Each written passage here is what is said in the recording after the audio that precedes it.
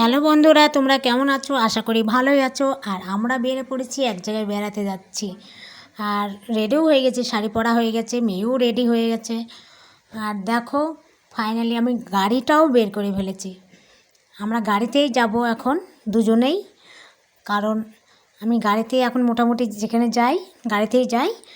আর দেখো আমরা যাচ্ছি, রাস্তাটা দেখো পুরো ফাঁকা। আর ফাঁকা মানে খুব সুন্দর, গাড়ি চালানো তো খুবই সুবিধা।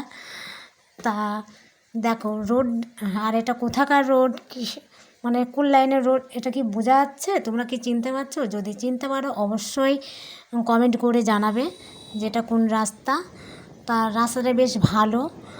আর দেখো আমরা চলে এসছি, আর প্রায় চলে এসছি, আর পৌঁছে গেছি, অলরেডি পৌঁছে গেছি। তা আমি এসে আমার কাপড় পরাও হয়ে গেছে, কারণ হচ্ছে আমার খুব গরম লাগছিল, তাই আমি কাপড়টা ছেড়ে নিলাম।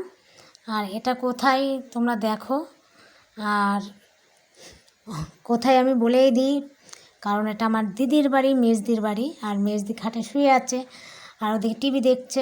আর আমি যাওয়া মাত্রই জামাইবাবু বললো যে পেয়ারা মাখা করতে হবে। তা সাথে সাথেই আমার দিদির ছেলে গাছে উঠে পড়লো, আর আমার মেয়ে সমস্ত পেয়ারা কুড়ি করে নিয়ে চলে আসলো। দেখো কত পেয়ারা, এনে কিছুক্ষণের জন্য ফ্রিজে ঢুকে দিল, কারণ ফ্রিজে রাখার পর পেয়ারাটা বেশ শক্ত হয়। আর ঠান্ডাও হয়ে গিয়েছিলো পেয়ারাগুলো, খুব সুন্দর। আর তারপরে আমি মাখিয়ে ফেললাম। আর আমার দিদির পুজো ছিল, কারণ হচ্ছে বিপত্তারিণী পুজো ছিল, ও নিরামিষ। আর তার জন্য ওর আলাদা করে নিরামিষ করে ওকে মাখিয়ে দিলাম, কারণ ওর লবণ ছিল, মানে সব ছোঁয়া নাড়া ছিল, ওই জন্য আলাদা লবণ দিয়ে মাখিয়ে দিলাম। আমরা বিট লবণ আর সস দিয়ে মাখিয়ে নিলাম ঝালটাল। তা খুবই খেতে খুব মজাই লাগলো, সবাই মিলে খেলাম। আর আমার বড়দির মেয়ে এসছে, ওর মেয়েও এসছে। তা আমরা মাঠে একটু মানে কি বলবো,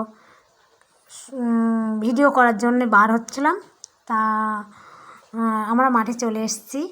দেখো আরও গান মনে শ্বাস করছে।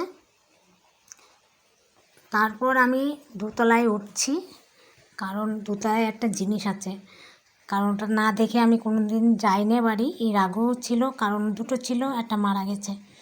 তাও দেখো খরগোশ, ও তো বার হওয়ার জন্যে রেডি, কারণ ও আমাকে বলছে বার করো। তা হচ্ছে আমি বার করলাম না, এখানেই রেখে দিলাম।